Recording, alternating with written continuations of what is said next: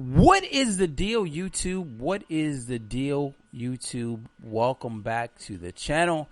This is my week 1 recap. I'm going to do this really quickly because I have a lot of shit to do this morning. But this is my week 1 recap from the first week of the NFL season. And we'll go through a couple things. I'm probably going to make this live stream no longer than maybe possibly say 15-20 minutes. We'll go over everything that happened within this first week of the NFL season, starting off of course with the New England Patriots versus the Pittsburgh Steelers. The New England Patriot defense did not look all that great. The offense looks at fucking mid-season form. Tom Brady incredibly accurate. Rob Gronkowski scoring 2-3 touchdowns in the game. I don't quite remember how many touchdowns he scored, but the New England Patriots end up beating the Pittsburgh Steelers 28-21.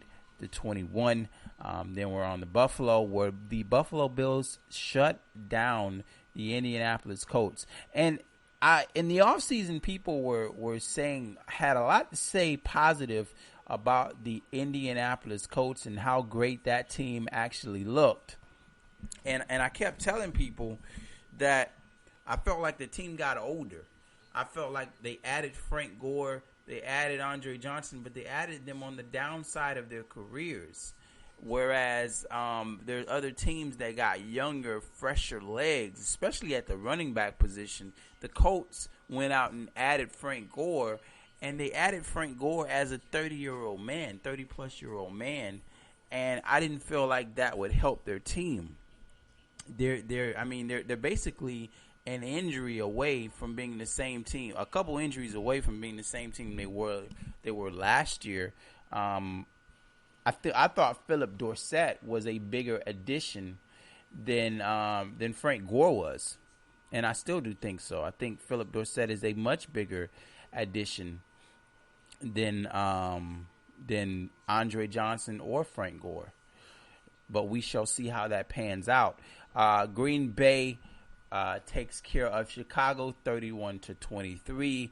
Aaron Rodgers, even without Jordy Nelson, Aaron Rodgers is the best quarterback in football. He can take players that other people have put on the trash pile, pick them up, and go ahead and make them back into stars. And that's what we saw. We saw Aaron Rodgers completing passes to James Jones, a guy that who dropped him. The Raiders, the Giants, he comes back and scores.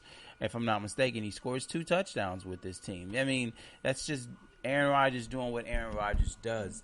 The Kansas City Chiefs take care of the Houston Texans 27-20. J.J. Watt is a fucking beast, but he can't do it all by himself. The Houston Texans end up changing their quarterback in the first fucking game. They go from Hoyer to I forget the kid's name, the backup from New England Patriots, the big Ryan Mallett. They go from Hoyer to Ryan Mallett in the first game of the season, and that's never a good thing when you see your starting quarterback go through the preseason, get named the starting quarterback, and then he's benched in the first game of the season. And this wasn't a blowout. This was a 27-20 game, and Brian Hoyer sitting on the bench. The Carolina Panthers take care of the Jacksonville Jaguars 20-9. Not going to talk too much about that game. The New York Jets take care of the Cleveland Browns. Cleveland ended up losing their quarterback due to injury. Johnny Manziel comes in, and that Jet defense looks solid.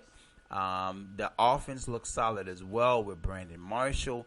At one point, you saw Brandon Marshall take the ball away from a cornerback, strip it out of there, a ball that had been picked off, take it away, and end up making a play with it. That New York Jet team is going to be a problem, as is the entire AFC East. The AFC East is the best division in football. To me, they are hands down, bar none, the best division in football.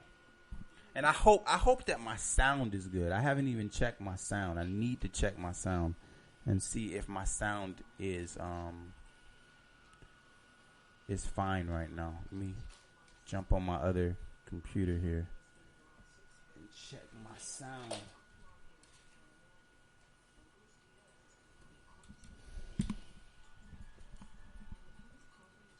Make sure my sound.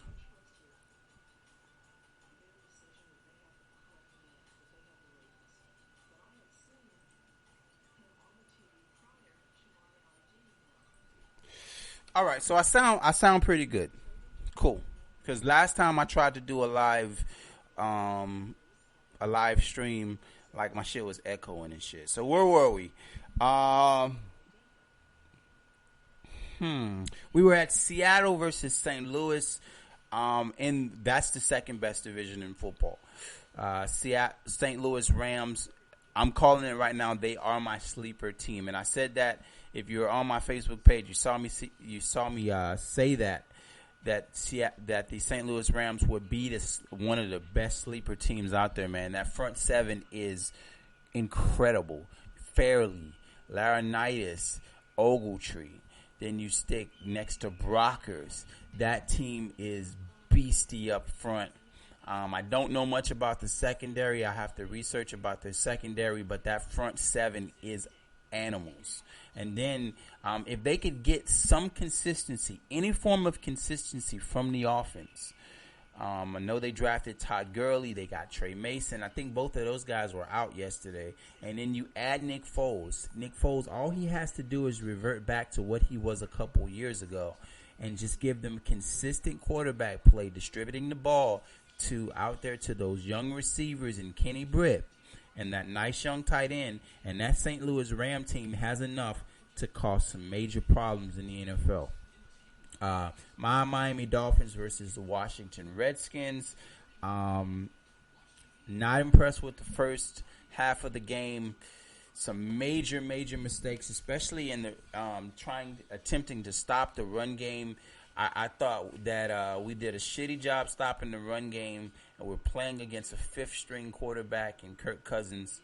And I say fifth-string quarterback because I don't like him as a quarterback at all. I think he's horrible on the move. He's got a strong arm. He does. But every single game I've seen this man play in, he's turned the ball over 2 or 3 times. Every single game. He is a turnover machine. Every single game. And, I mean, the rest of the quarterbacks are no better. I mean, you got fragile-ass RG3. You got Colt McCoy.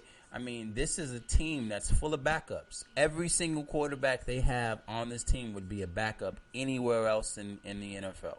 Every single one. So, I mean, that team is awful. And then you go down to them. You have a hard time beating this team. But the second half of the game, we righted the ship, stuffed the run game, which was one of my keys for that Washington Redskin game, was to take away the run game and force Kirk Cousins to beat you. And then you saw him throw, 2 picks in this game. One picked off by Brent Grimes. The second one was an absolutely crazy pick from Bryce McCain. And then we got some special teams magic going on as Juice took a punt return back all the way back to the end zone.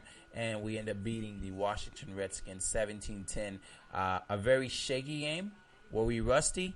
Maybe. The first time we saw 4 quarters of that first team defense. I have not gotten any update on the status of Olivia Vernon. I will find that out, and when I find that out, I will make a video about it because he's going to be a big key. But nice win. I want to see Tony Lippett out there, man. Tony Lippett is one of the keys for me. I need to see him out there getting some burn because he's a big cornerback, and I really would love to see I want to see him in matchups versus Rob Gronkowski. That he's my key to having someone to defend Rob Gronkowski when we play him. Both of our cornerbacks are small. Our safeties are small, and we need watching big ass Rob Gronkowski run down the field against these little cornerbacks just seems so fucking silly to me. You got this big.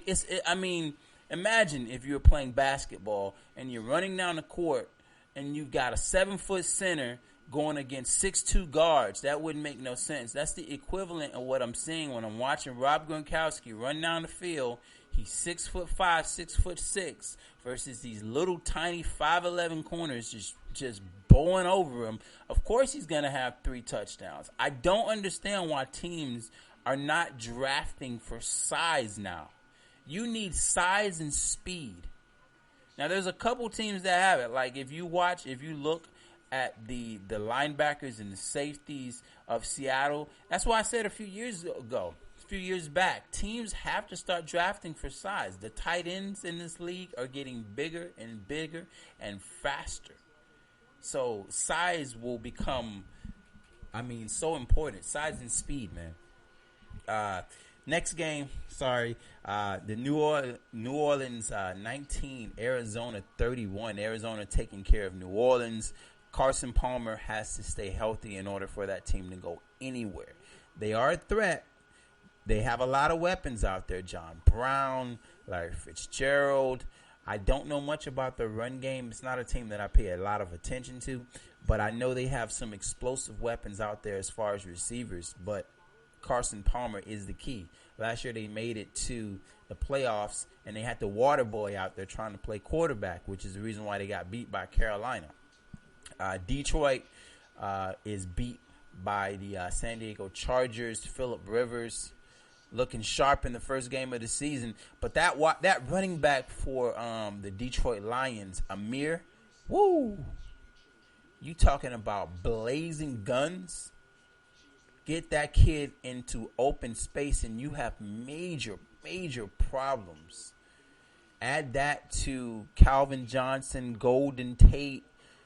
That team is going to be one with a lot of offensive firepower, but Matthew Stafford is not a winner. He's just not. He's one of those quarterbacks that's going to play well in the regular season, get to the postseason, and lose. He's just not a winner. Last year, number 1 defense in the NFL, can't make it out of the first round of the playoffs. It's just that simple. He's not a winner. Detroit versus Baltimore. Baltimore has no weapons at all. Watching that game, they don't have any weapons. Looking down the field, Joe Flacco has nobody to throw to. And, of course, you know what? It's the first game. You're playing Chris Harris and Aqib Talib. I understand that. But I'm serious. No separation at all from the wide receivers other than an aging, about to be retired Steve Smith.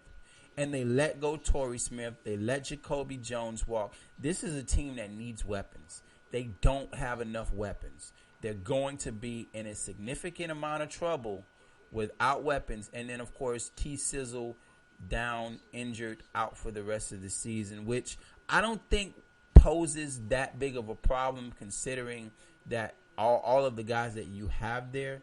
I think he can be replaced. They've done it before. But do you want to lose a guy like T-Sizzle with all the leadership that he brings to the team? No. But it's the Ravens, and it's going to be next man up for that Ravens team. Cincinnati takes care of Oakland. Oakland, a team that I thought had a lot of promise. They just signed Alden Smith to go along with Khalil Mack, and then they lose both of their safeties. It's only Oakland that some shit like that can go down. You lose both of your safeties. Charles Woodson, I think, has a broken collarbone or some shit like that. It's both serious injuries, and they're going to go sign Taylor Mays, a guy who has not worked out in any fucking situation. He's big, fast, and dumb as a box of rocks. He's just not a good safety. Tennessee takes care of Tampa Bay 42-14. Tennessee had their backup quarterback in the first game doing mop-up duty. That tells you everything that you need to know. In the first game of the season, you're capable of bringing in your backup quarterback to do mop-up duty. You just beat the shit out of people. Jameis Winston, 2 touchdowns, 2 picks. He's a rookie. He's learning. But on the other side, Marcus Mariota, 4 touchdowns. 4 touchdowns, looking real sharp in that first game. And, of course, people were saying, well, this is against Tampa Bay, the Tampa Bay defense. Yes, it was, but this is a rookie. He's supposed to have rookie jitters. He did not look like it. He looked very sharp. Kendall Wright looking sharp. I was in and out of the game, so I was kind of peeking around. Me, personally, on Football Sunday, I watch about 4 to 7 games. I'm going to watch the Sunday night games, and I'm going to watch the Dolphins, and I'm going to peek in at other games. Like, I have a setup where I'm capable of watching, like, 2-3 games at one time. I have, like, 4 PCs and a TV in my man cave. So I'm sitting in here watching games. The Dolphin game, if it's on, has my full undivided attention, but I have other things going on. Let's see here. New York Giants versus the Dallas Cowboys. Tony Romo comes up absolutely clutch, driving that team all the way down the field, hitting Jason Witten for a touchdown. Fantastic. And you know what? I think it's going to cut my live stream at some point. It's not going to allow me because I do have a strike on my fucking account. So I don't think I'm going to be able to post this entire video. I think it's going to fuck up my live stream. It might cut it or something like that. The Atlanta Falcons versus the Philadelphia Eagles. 26-24. Philadelphia, no balance. 8 carries for, was it 8? Let me make sure I got the number of carries right. I haven't been looking at the stats. I've just been kind of skimming over the top and going off the top of my head. Like, people often ask me, why don't you use notes and shit? Personally, I feel like anybody can read off of a piece of paper. But true NFL fans are just capable of just picking up. Even if I don't have some of the names right, let's take a look. It just feels way more authentic to me to just come off the top of my head. Whereas, like, you see these bobblehead bitches down on the sideline. They know jack shit about football. They're just reading off of a paper. And it just seems so fake and phony to me. Like, yeah, they're reading off the paper, but you can tell that they don't know shit about what they're talking about.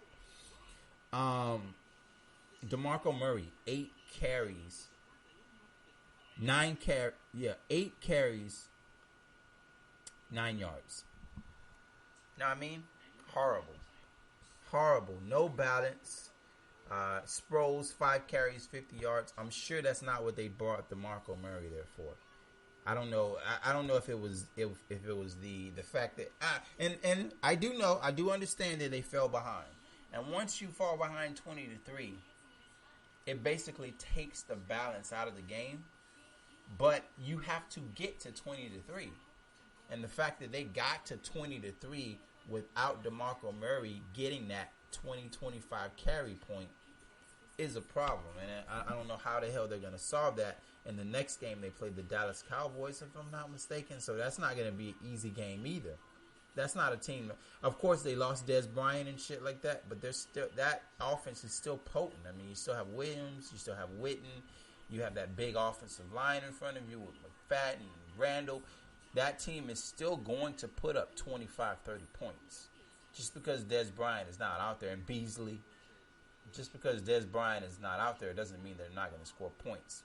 And the final game of the season, the final game of the week, 20-3, San Francisco taking care of the Minnesota Vikings. And nice game from their young running back taking over for Frank Gore, man. Over 150 yards, couple touchdowns. I have him on my fucking fantasy team. I was behind coming into that last game, but he definitely shored it up for me. So, my final takeaways, because I'm going to have to stop this video, and I'm quite sure that YouTube is going to probably not allow me to even post this video on my channel. My final takeaways for this week in the NFL season, a lot of teams are rusty. As one of my dudes on Twitter sent me, I completely agree with him. There's a lot of teams that look like they were shaking the rust off. Adrian Peterson didn't play in the entire preseason, and you kind of saw that rust. He hasn't taken real hits. Like, you can go in there and simulate it in practice, but there's just certain things that you have to get on that field to know. And a lot of teams rusty. A couple teams have major problems right off the bat. The Baltimore Ravens, that offense looks like hell. And I know they were facing a dominant pass rush and the secondary, but the weapons are just not there. And they're one of those teams that they're one of those teams that you expect to be in the playoffs. But with the amount of weapons they have right now, I don't know. And Joe Flacco is a good playoff quarterback, but regular season, he's average to below average. He's not a great regular season quarterback. He might be the best playoff quarterback in football, but regular season, he's just not that great of a regular season quarterback. And now he has no weapons at all. None. Zero. Other than Steve Smith. I doubt Raven fans can tell me who they're looking forward to as far as their wide receiver situation. Who else do I need to mention? Cowboys, of course, they're going to have to figure out what they're going to do without DEZ Bryant. Of course, Williams will move over. Beasley is still your slot receiver. Who's your outside receiver? Who are you going to depend on over there? The quarterbacking situation in Houston, I don't know what the fuck they're going to do. That's an absolute mess. That's another team I feel like they have all backups. Every single quarterback they have on that roster is a backup. Mallett, Hoyer. They still haven't given that rookie. They drafted a rookie 2 years ago, and he has not gotten an opportunity to start. Like, I don't know where his development is right now, but I would probably put him out there and give him some snaps. But yeah, man, I know this video is not going to get posted on my channel because it's 20 minutes long. So I don't know what YouTube is going to do about this video because I do have a cap. I did end up getting a strike on my channel from a UFC video that I posted maybe 5 months back. It's the reason why I don't cover UFC on this channel anymore. Which I have to say, I'm going to rebrand this channel. I'm working on rebranding my channel. And by rebranding, I'm going to make it so this channel is nothing but NFL talk, NFL Dolphin talk. If I get interviews, we're going to be posting those interviews on this channel. But I'm probably going to go and take my boxing talk and move it to my other channel, which is Sports Talk with Kaz. So just because I understand my football fans and the people who subscribe to me want to talk about football. A lot of my football people don't give a shit about boxing, and I understand that. So I want every video that I post here to, connect with the football audience.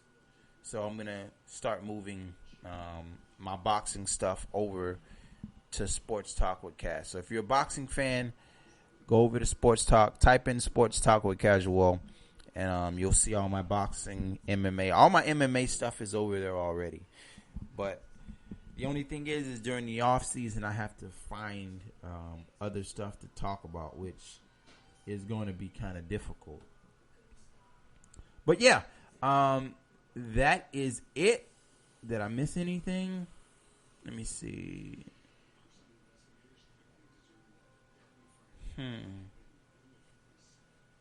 No, it doesn't look like I missed anything. Best division in football, AFC East, hands down. Someone was saying the division with the Cincinnati Bengals, Steelers, Ravens. I think that division is not that great this year. The Steelers defense is going to give up 30 points a game, damn near 30 points a game. That defense is atrocious. That secondary looks like shit. That's a Swiss cheese secondary. Now, the offense is good, but the offense is going to have to go point for point with whoever they play because that defense is bad. They are fucking horrible. And, of course, Andy Dalton is not a winner, not a winning quarterback. The Ravens have no receivers. And the Browns, it's the Browns. The fuck you want me to say? The Browns. Come on. My grandma can beat the Browns. Anyway, man, I am done. I am out of here. That is the end of my live stream. I'll talk to you guys next time.